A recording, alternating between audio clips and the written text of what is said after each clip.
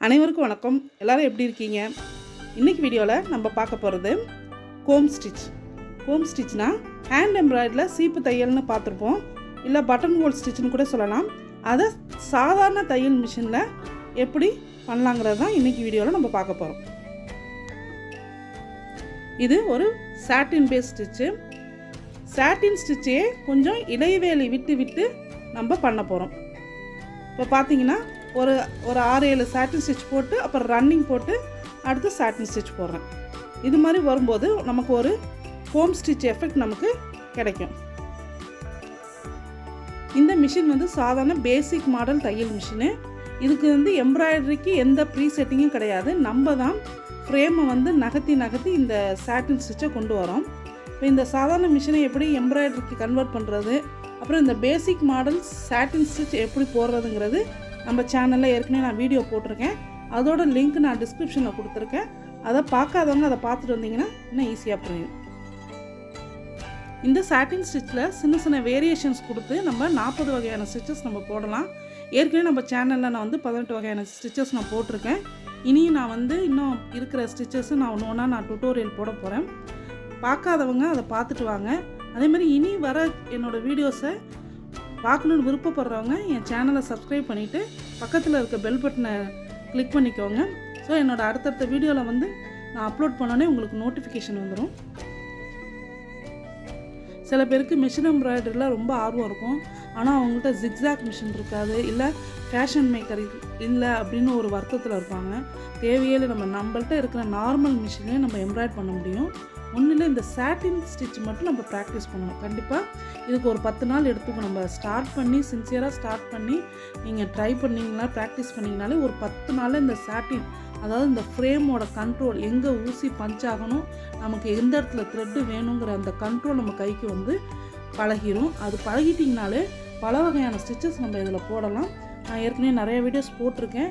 என்னோடய சேனலில் ப்ளேலிஸ்ட்டில் தனியாகவே நான் வந்து மிஷின் எம்ப்ராய்டரி இன் நார்மல் மிஷின்னு நான் ப்ளேலிஸ்ட்டே க்ரியேட் பண்ணியிருக்கேன். அதில் போய் பார்த்தீங்கன்னா வீடியோஸ் இருக்குது. என்னோடய டுட்டோரியல்ஸ் எல்லாத்துலேயுமே வந்து நான் இந்த ஸ்டிச்சஸ் ஒவ்வொரு ஸ்டிச்சஸையும் எப்படி பண்ணலான்றது மட்டும்தான் நான் காட்டியிருக்கேன். அதை எங்கே அப்ளை பண்ணலாங்கிறது உங்களோட இமேஜினேஷன், உங்கள் டிசைனை பொறுத்து தான். உங்கள் டிசைனுக்கு இந்த ஸ்டிச் சூட் ஆகணும், அப்போ இதை வந்து நீங்கள் செலக்ட் பண்ணிக்கலாம். இப்போ ட்ரெஸ்ஸு ஒரு குர்த்திலேயோ இல்லை ப்ளவுஸ்லேயோ உங்கள் ட்ரெஸ் மெட்டீரியல்ஸில் பண்ணிக்கலாம். இல்லை ஹோம் டெக்கர் மாதிரி பில்லோ கவர், கர்டைன்ஸ், அது மாதிரி சோஃபா கவர், அது மாதிரி எதில் வேணாலும் நீங்கள் வந்து இதை அப்ளை பண்ணிக்கலாம். இதில் ஒவ்வொன்றையும் நான் வந்து இந்த ஸ்டிச்சஸோட இன்ட்ரடக்ஷன் மட்டும்தான் இப்போ கொடுத்துக்கிட்டு இருக்கேன். இந்த 40 ஸ்டிச்சஸும் வந்து எனக்கு நான் முடிஞ்சதுக்கப்புறம் ஒவ்வொரு ஸ்டிச்சஸையும் எப்படி நம்ம எங்கெங்கே நம்ம அப்ளை பண்ணலாம், எப்படிலாம் நம்ம அதை யூஸ் பண்ணலாம் அப்படிங்கிறத நான் அடுத்தடுத்த வீடியோவில் நான் காட்டுறேன். இப்போ நான் வந்து ஃபஸ்ட்டு ஸ்டிச்சஸ் எல்லாத்தையும் நான் வந்து ஒரு இன்ட்ரோ மாதிரி எல்லா ஸ்டிச்சஸும் எப்படி போடலாம் அப்படின்ற ஒரு இன்ட்ரோ தான் கொடுத்துக்கிட்டு இருக்கேன் எல்லா டுட்டோரியல்ஸ்லும். அதுக்கப்புறம் அதை வந்து எங்கே அப்ளை பண்ணலாங்கிறது நம்ம அப்புறமேட்டு முடிஞ்சிச்சுன்னா அடுத்தடுத்த வீடியோவில் நான் வந்து ட்ரெஸ் மெட்டீரியல்ஸில் ஒரு ஃபுல் டிசைனாக இதை யூஸ் பண்ணி, இந்த ஸ்டிச்சஸை யூஸ் பண்ணி ஃபுல் டிசைன்லாம் நான் வந்து பண்ணுறதுக்கு கண்டிப்பாக ட்ரை பண்ணுறேன். இப்போ பார்த்தீங்கன்னா சொன்ன மாதிரி இந்த ஸ்டிச் போட்டதுக்கப்புறம் அவுட்லைன் ஒரு 2 லைன் வந்து ரன்னிங் கொடுத்துட்டிங்கன்னா இன்னும் கொஞ்சம் ஹைலைட் பண்ணி இந்த ஸ்டிச்சு நல்லாயிருக்கும் பார்க்க. இது மாதிரி ஒரு 2 லைன் வந்து ரன்னிங் கொடுத்துருங்க. ஃபஸ்ட்டு இந்த மாதிரி நம்ம வந்து சாட்டினை விட்டு விட்டு ஹோம் ஸ்டிச் போடுறோம். அதுக்கப்புறம் 2 லைன் கீழே அந்த பார்டரில் 2 லைன் ரன்னிங் கொடுக்குறது மூலமாக அந்த ஸ்டிச் வந்து நல்லா திக்காக, கீழே இருக்க லைன் வந்து நல்லா திக்காகி நல்லா ஹைலைட் பண்ணி காட்டும். ஸ்டிச்சும் பார்க்க அழகாக இருக்கும். இந்த சீன் மாதிரி இருக்கிறதுக்காக இந்த காருக்கு மேலே ஒரு சன் எஃபெக்டில் நான் இப்போ போட்டுட்ருக்கேன்.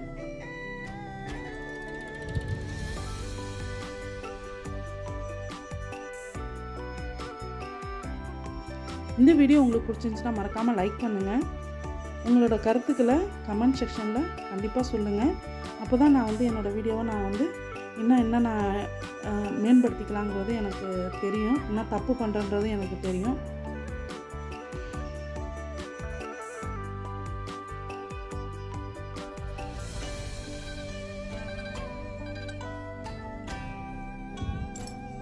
இது என்னோட எம்ப்ராய்டரி ஆல்பத்துக்காக நான் போட்டது. ஒரு ஏரோப்ளேன் பறக்கிற மாதிரி மேலேருந்து பார்க்குற மாதிரி நான் போட்டிருக்கேன். ஹோம் ஸ்டிச் தான் யூஸ் பண்ணியிருக்கேன். ஃபுல்லாகவே இதில் இருக்க எல்லா அவுட்லைன்ஸுமே வந்து நான் வந்து கோம் ஸ்டிச்சாக யூஸ் பண்ணியிருக்கேன். அப்புறம் இந்த கோம் ஸ்டிச் வந்து ஒரு அவுட்லைனுக்கு யூஸ் பண்ணுற ஸ்டிச் இது. பார்த்திங்கன்னா தெரியும், எல்லாமே வந்து நான் கோம் ஸ்டிச் தான் யூஸ் பண்ணியிருக்கேன்.